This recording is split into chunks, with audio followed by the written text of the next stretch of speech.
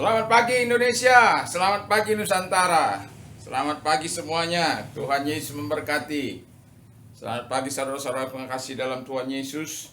2 malam berturut-turut saya tidak dapat membawakan renungan malam karena kesibukan, dan pagi hari ini saya mau menyampaikan renungan firman Allah tentang Raja Nebukadnezar. Ada 3 hal kesalahan fatal yang dilakukan oleh Raja Nebukadnezar sehingga dia harus mengalami pembuangan ke hutan seperti binatang. Ya, karena apa? Karena kalau saya boleh kesimpulkan, katakan kejahatan yang telah melampaui batas. Dan oleh karena dia sebagai raja yang seharusnya mengayomi, melindungi, mensejahterakan masyarakatnya, tetapi di balik itu dia melakukan juga hal-hal yang pertama yang dilakukannya adalah kesewenang-wenangan. Ya, jadi Raja Nebukadnezar itu melakukan tindakan kesewenang-wenangan. Ya, dia bisa datang kapan saja kepada kerajaan-kerajaan di sekitarnya, termasuk kepada Raja Yoyakim. Ya, setelah 3 tahun dia memerintah, kemudian Raja Nebukadnezar datang menyerangnya ke Yoyakim ini, Raja Yehuda. Lalu Raja Nebukadnezar datang ke sana untuk mengepung Yerusalem dan menguasai, bahkan membawa sebagian perkakas-perkakas rumah Tuhan dan dibawa ke rumah dewa-dewa mereka. Itu kisah ini tertulis dalam Daniel 1-4. Ya. Jadi yang pertama yang dilakukan oleh Raja Nebukadnezar ialah dia melakukan tindakan sewenang-wenang. Kalau kita lihat pasal 2 dari Daniel, pasal 2, kita akan melihat bagaimana dia yang bermimpi, tapi disuruh orang lain untuk menerjemahkan mimpi itu dan sekali memberitahukan mimpi itu. Kalau kamu tidak mengetahui, tidak beritahukan mimpi itu kepada aku, maka kamu akan aku lenyapkan. Bahkan bukan hanya satu orang, semua orang berilmu, semua orang-orang hebat yang pada waktu itu mereka tidak ketahui, tetapi dipaksa untuk mengetahui. Kalau tidak, hukumannya hukuman. Anda bayangkan betapa bodohnya raja ini. Saya katakan, ya mau bilang apa lagi, karena dia memang sewenang-wenang. Apa yang dikatakan, itulah perintah. Dan sebagai raja seharusnya hal yang baik, ya, menjadi teladan, menjadi contoh dalam perkataan dan perbuatan. Dan pemimpin-pemimpin dimanapun diharapkan yang demikian, baik itu wali kota, kalau diapakan dalam bahasa sekarang ini, lurah kah itu, camat kah itu, bupati kah itu, wali kota kah itu, gubernur kah itu, presiden kah itu, para menteri kah itu, presiden kah dan wakil presiden kah itu, dari yang terendah sampai yang tertinggi, diharapkan mereka oleh rakyatnya melakukan yang terbaik, melakukan keadilan, tidak melakukan intoleransi. Ya. Tetapi apa yang pernah terjadi kalau ini kira-kira 605 sebelum Kristus. Jadi Nebukadnezar begitu luar biasa kesewenang-wenangannya. Tetapi untunglah ada seorang yang bernama Daniel, Sadrak, Mesak, dan Abednego pada masa pemerintahannya itu. Dan oleh anugerah Tuhan, Daniel, oleh kuasa Tuhan, oleh pemberitahuan Tuhan, maka diberitahukanlah tentang mimpi yang pernah dimimpikan oleh raja, sementara raja itu sendiri lupa, tetapi dia meminta mimpi itu diberitahukan dan serta maknanya lagi. Ya, luar biasa. Jadi kalau pemimpin jangan sewenang-wenang. Jadilah pemimpin yang adil, arif, dan bijaksana. Jadilah pemimpin yang disayangi oleh rakyatnya. Jadilah pemimpin yang mengayomi rakyatnya. Jadilah pemimpin yang bisa ditiru dan digugu. Bisa menjadi teladan bagi masyarakat yang dipimpinnya. Bukan malah sewenang-wenang. Puji nama Tuhan. Jadi kita bisa melihat pada akhirnya Daniel bisa menceritakan apa yang dilihat oleh dimimpikan oleh Raja Nebukadnezar, yang dia sendiri dia bermimpi tetapi dia tidak dapat atau lupa terhadap mimpinya itu. Tapi Tuhan itu adalah Tuhan yang mengetahui semua rahasia, baik termasuk daripada mimpi daripada Nebukadnezar ini. Bayangkan kalau orang tidak mengetahui mimpi itu, Anda bisa bayangkan berapa ratus orang yang akan mengalami kematian oleh karena tindakan sewenang-wenangnya.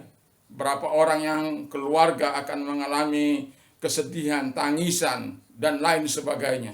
Bayangkan ahli nujum, orang-orang pintar, orang-orang hebat yang pada waktu itu yang memiliki pengetahuan-pengetahuan. Kalau mereka sampai tidak tahu, hukumannya adalah hukuman mati. Seperti saya katakan tadi, pada akhirnya Tuhan memberitahukan mimpi Nebukadnezar itu kepada Daniel. Inilah mimpinya itu. Jadi dia melihat sebuah patung yang besar, ya. Kepalanya itu terbuat dari emas murni, dan lalu kemudian dadahnya ini dari perak, lalu dari bagian pinggang perut ini tembaga, lalu ini paha itu besi, lalu kaki itu besi bercampur tanah. Lalu diartikan bahwa kepala itu adalah Nebukadnezar itu sendiri, kan ada kemudian kerajaan yang lebih kecil, dan demikian kerajaan-kerajaan sampai kepada kaki itu. Jadi diberitahukan maknanya. Maka diperintahkanlah kepada para ahli untuk membangun patung itu sebagai kebanggaan kehidupannya. Apa saja harus dilakukan. Kalau tidak, ya karena raja sewenang-wenang, ya suka-sukanya. Jadi orang hidup pada waktu itu karena perkataannya. Kalau sudah katakan hukum mati, maka akan dihukum mati. Jadi kalau pemimpin sewenang-wenang itu membuat rakyatnya tidak tenang. Kalau pemimpin sewenang-wenang itu bisa membuat satu kali akibat murkah yang menumpuk-numpuk, bisa saja terjadi hal-hal yang tidak diinginkan. Jadi sebagai pemimpin atau siapapun kita yang memiliki otoritas untuk melakukan tugas dan tanggung jawab, jangan pernah sewenang-wenang. Lalu yang kedua yang dimiliki oleh si Raja Nebukadnezar ini, memaksakan kehendak.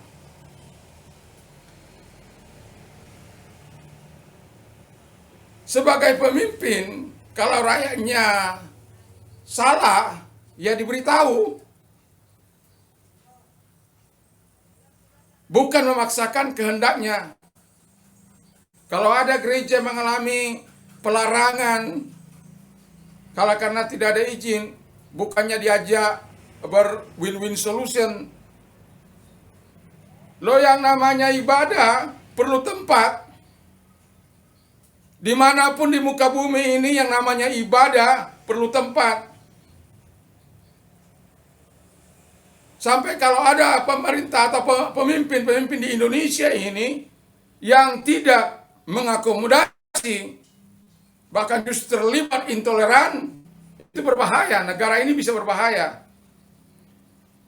Jadi saya mengharapkan, kami berdoa para pemimpin gereja, supaya semua pemimpin-pemimpin di Indonesia ini tidak ada yang mengikuti langkah daripada Raja Nebukadnezar. Yang pertama semena-mena, yang kedua memaksakan kehendak. Di mana dia memaksakan kehendak? Nanti Anda bisa baca di pasal 3 dari Daniel ini. Coba Anda bayangkan setelah didirikan, diadakan pesta pora. Seluruh rakyat datang untuk merayakan pesta pora itu. Kalau mendengarkan bunyi-bunyian kecapi, gambus, dan ceracap, semua alat musik dibunyikan. Anda harus sujud menyembah kepada patung buatanku raja. Jadi buatan raja itu harus disembah. Sementara di kisah ini, Sadrak, Mesak, dan Abednego itu bukanlah penyembah seperti itu. Dia tawanan yang dibawa dari Yerusalem, dibawa ke Babilonia atau tanah Sinear sana. Lalu mereka ada di pemerintahan karena kelebihan-kelebihan yang mereka miliki.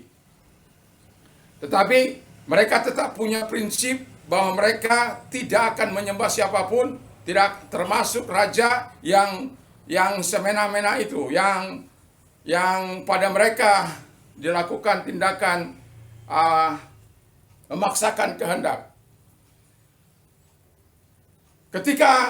Ketika orang ini tidak mau menyembah, dilaporkan kepada raja. Lalu raja bilang begini, apakah itu benar, Sadrak, Mesak, Abednego, ketika kamu mendengarkan bunyi-bunyian kamu tidak sujud menyembah? Saya berikan kesempatan kepada kamu, supaya ketika bunyi-bunyian itu kamu dengar, kamu harus sujud menyembah kepada patung yang aku buat itu. Tetapi jawaban mereka, seandainya Tuhan pun tidak dapat menolong kami, ya Tuanku Raja, kami tidak akan sujud menyembah patung buatanku Raja. Karena ada ancaman kalau kamu tidak melakukan, kata firman Allah, bahwa mereka akan dimasukkan ke dalam dapur api.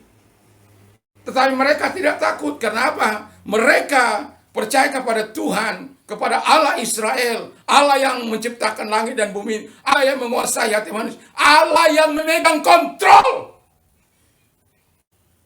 Allah yang memegang kendali atas kehidupan manusia, yang memegang nyawa setiap umatnya, termasuk orang-orang yang dikasihinya.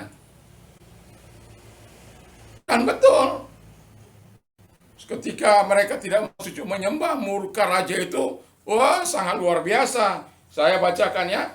Maka meluaplah kegeraman, dari pasal 3 ayat yang ke-19. Maka meluaplah kegeraman Nebukadnezar, air mukanya berubah terhadap Sadrak, Mesak, dan Abednego. Lalu diperintahkan supaya perapian itu dibuat 7 kali lebih panas dari yang biasa. Wow! Saking murkanya, kamu melawan perintah saya, kamu tidak tahu bahwa hidup kamu itu ada di tanganku. Hidupmu itu karena kebaikanku. Kau ada di kerajaan ini karena aku. Kau tidak menghargai aku, kau tidak menghormati aku. Kira-kira begitulah apa yang dikatakan Nebukadnezar. Tapi lupa bahwa semua ada dalam pengendalian Allah. Dia lupa bahwa Nebukadnezar dipilih oleh Tuhan, atau dia sendiri dipilih oleh Tuhan untuk menjadi raja, dan Tuhan juga menempatkan, bukan secara kebetulan, Tuhan menempatkan di kerajaan itu orang-orang Yahudi atau orang Israel pada waktu itu. Jadi jangan bertindak sewenang-wenang. Berikan win-win solution kalau Anda sebagai pemimpin.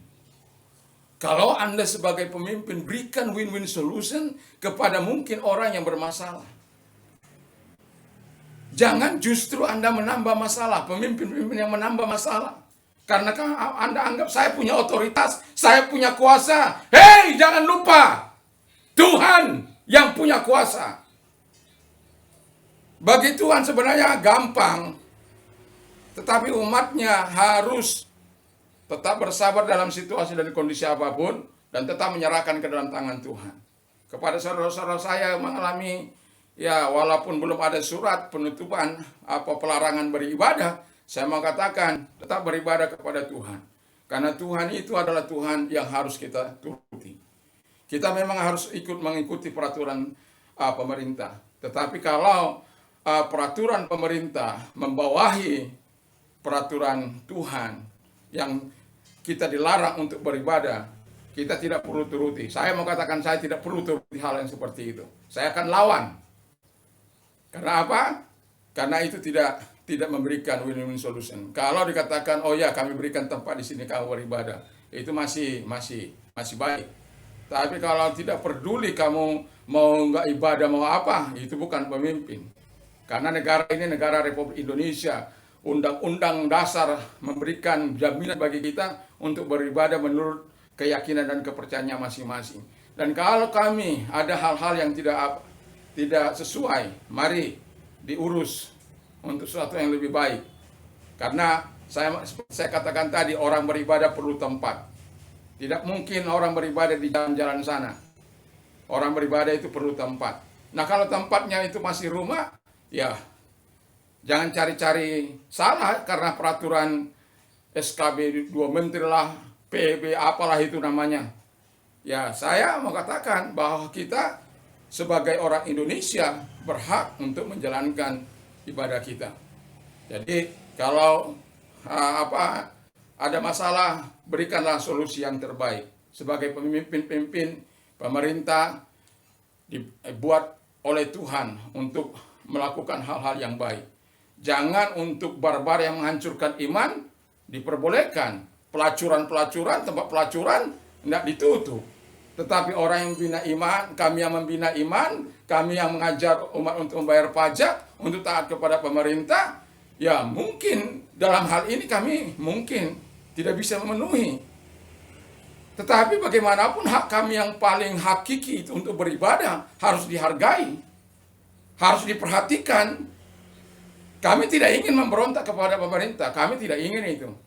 Kami hanya ingin beribadah kepada Tuhan, mengajar umat kami, sampai nanti kami bisa memenuhi segala tuntutan itu. Jangan justru pemimpin malah mempersulit. Kalau boleh, pemimpin harus, apa yang bisa kami tolong. Seharusnya begitu. Apa yang bisa kami perbuat? Kalau misalnya lah ada masalah-masalah, ya itu seharusnya pemimpin. Bukan melarang orang untuk melakukan peribadatannya. Itu intoleransi itu. Tidak memberikan solusi, tapi akan memantau lalu kemudian akan, itu memang hak Anda. Tapi saya mau katakan, kami juga punya hak untuk membela diri. Jadi jangan pernah, karena sebagai pemimpin, lalu melakukan tindakan sewenang-wenang, memaksakan kehendak pada rakyatnya. Nggak bisa. Kami sebagai masyarakat, kami ingin melakukan yang terbaik. Coba kita membayangkan KP-KP, bar-bar, menjabur begitu luar biasa. Biliar-biliar yang banyak kali disalahgunakan untuk hal-hal yang tidak baik. Tapi gereja saya bisa pastikan tidak akan pernah melakukan tindakan-tindakan yang tidak baik.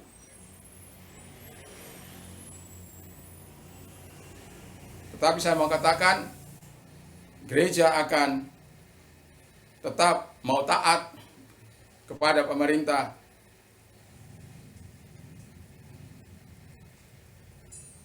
Tidak akan pernah memberontak. Tidak akan pernah. Kami diajar untuk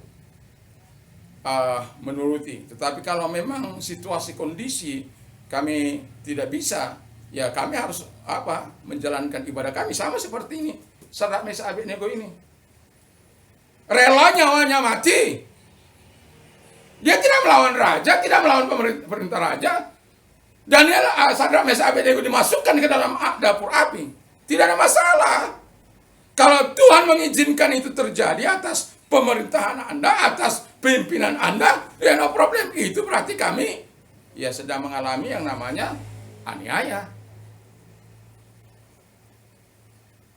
Dan ingat, Tuhan itu tidak buta. Tuhan yang kami sembah itu Tuhan yang hidup. Kami hanya bisa berharap bersandar kepada Dia dan mendoakan para pemimpin kami supaya arif, bijaksana dalam menghadapi situasi dan kondisi ini. Yang ketiga adalah kesombongan. Itu di pasal 4. Ini dia bermimpi. Tapi dia tahu mimpinya. Ya. Tetapi maknanya dia nggak tahu. Ini lalu dipanggillah ini si Daniel yang disebut Belsasar ini. Daniel, sini dulu. Karena kamu kan punya roh Tuhan. Di padamu ada hikmat Tuhan. Ada roh yang kudus di hatimu. Saya ini punya mimpi. Tapi saya nggak tahu artinya. Tolong dong ceritakan. Lalu diceritakanlah tentang makna mimpinya ini. Bahwa raja itu seperti pohon yang besar, semakin tinggi sampai ke langit. Daunnya rimbun, buahnya banyak, burung-burung bersarang, dan banyak makanan di situ. Dan burung-burung datang ke situ. Tapi tiba-tiba datang seorang malaikat dari atas, dari langit berkata, tebang itu. Dan tapi jangan sampai habis. Tunggulnya rantai dengan rantai besi dan tembaga. Ya, lalu kemudian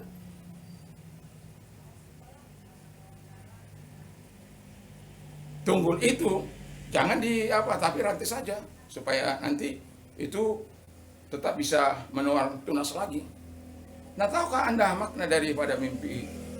Bahwa Tuhan telah menganugerahkan yang begitu luar biasa sebenarnya kepada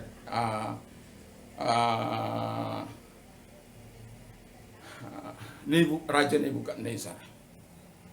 Tetapi Raja Nebukadnezar bukannya justru memiliki kehidupan yang jauh lebih dekat dengan Allah. Bukan. Bayangkan dia sudah mengalami apa yang tidak diketahui, diberitahu oleh Daniel. Seharusnya itu menjadi pengalaman spiritual untuk dia bisa hidup. Dia sudah mengalami yang namanya Sadrak Mesakh Abednego, ya. Bagaimana dia membawa bumi hanguskan, mau menghancurkan Sadrak Mesakh Abednego untuk dibinasakan, dimasukkan ke dalam dapur api. Seharusnya itu mempunyai pengalaman spiritual yang tidak pernah terlupakan. Tetapi dasar raja ini sudah semena-mena, namanya orang semena-mena, sewenang-wenang atau semena-mena, atau kemudian dia orang yang memaksakan kehendak. Ya ini, yang ketiga ini, kesombongan itu, dia sombong. Dan kemudian di situ sebenarnya dalam mengartikan arti mimpi itu, tunggul itu ya tuanku raja, tapi setelah tuanku diusir dari kerajaan itu beberapa saat selama 7 tahun, 7 masa. Jadi itu satu waktu yang cukup panjang sampai dia kembali mengingat akan kebesaran Tuhan, sampai dia kesombongannya di mana sih? Oh, ini kan Babel ini aku bangun karena aku, kekuasaanku, kebesaranku. Dia lupa nyawanya itu dari Tuhan, nafas hidupnya itu dari Tuhan. Dia lupa dia bisa bergerak, dia bisa berkata-kata itu karena Tuhan. Kalau dikatakan Nebukadnezar, berhentilah nyawamu, maka berhenti. Jadi jangan pernah jangan pernah sombong. Alkitab mengatakan kesombongan ada baru kehancuran. Nah itu, karena kesombongan kemudian Tuhan hancurkan. Lalu belum lagi dia berkata di pasal ini, ya, saya bacakan ya. Pasal 4 ayat 29. Sebab setelah lewat 12 bulan ketika ia sedang berjalan-jalan di atas istana raja di Babel, Berkatalah Raja 30-nya, bukankah itu Babel yang besar? Bukankah itu Babel yang besar itu, yang dengan kekuatan kuasaku dan untuk kemuliaan kebesaranku telah kubangun menjadi kota kerajaan. Lihat, Raja belum habis bicara ketika suatu suara terdengar dari langit. Jadi belum sempat habis dia berbicara soal kebanggaannya, soal keberhasilannya. Karena aku yang akunya, egonya. Ego itu expel God out, mengusir keluar Allah, ya. Expel God out, ego. Jadi itu Tuhan diusir dari hatinya, Tuhan diusir dari hidupnya. Karena egonya. Dan pada akhirnya Tuhan memperingatkan dia sebelum kesombongannya yang sudah Tuhan lihat itu. Dia sebenarnya, Daniel sudah ingatkan, hiduplah, langgenglah rajaku, tapi jauhilah segala tindakan dosa dengan melakukan belas kasihan. Ya, jadi jangan melakukan kesalahan-kesalahan dengan bertindak arif bijaksana. Ya, kekallah hidup Tuanku. Jadi itu sebuah peringatan. Ada bawahannya mengingatkan dia. Ya, dia sudah orang yang bertindak semena-mena. Daniel nggak takut. Tapi itu sebenarnya sempat dilakukan oleh Raja Nebukadnezar. Dengar ya ayat 28. Semuanya itu terjadi atas ini. Sebab setelah lewat 12 bulan. Jadi masih sempat dari dia berbicara itu, Daniel berbicara itu, masih dia menjaganya. Tapi lewat dari 12 bulan, akhirnya Tuhan mengusir dia hidup di padang belantara sana seperti binatang, makanannya rumput dan lain sebagainya. Dan saya mengatakan, kalau ada pemimpin-pemimpin yang meniru Raja Nebukadnezar ini bertobat, siapapun, mau pendeta kah itu, mau ulama kah itu, mau siapapun, mau orang-orang hebat kah itu,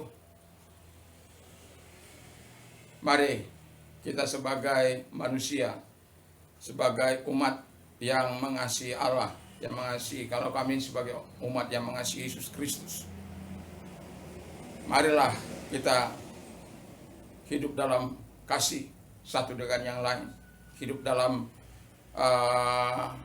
kebaikan satu dengan yang lain. Kita tidak usah berbicara soal agama, kita berbicara dari soal kemanusiaan saja, sebagai makhluk sosial yang harus saling tolong menolong satu dengan yang lain. Bangsa ini terkenal karena kegotong royongnya, karena sosialnya, karena keramah tamahannya. Tapi dengan situasi kondisi zaman yang telah berubah, ya itu memaksa orang-orang untuk melakukan kesewenang-wenangannya, untuk melakukan memaksakan kehendaknya, atau hidup dalam kesombongannya. Kalau orang udah hidup dalam kesombongannya, sangat sulit untuk diajak berdialog, sulit untuk berkomunikasi dengan baik. Ada orang berkata kepada saya, kamu harus dengar saya, bukan saya mendengar kamu. Saya hanya berkata, mari kalau kita berbicara, kita memberikan win-win solution. Kalau ada satu hal yang saya tidak bisa lakukan, apa solusinya? Katakan seperti itu. Jangan memaksakan. Kamu harus dengarkan saya tidak perlu mendengarkan Anda. Nah, itu namanya arogan, sombong. Tidak patut pemimpin seperti itu.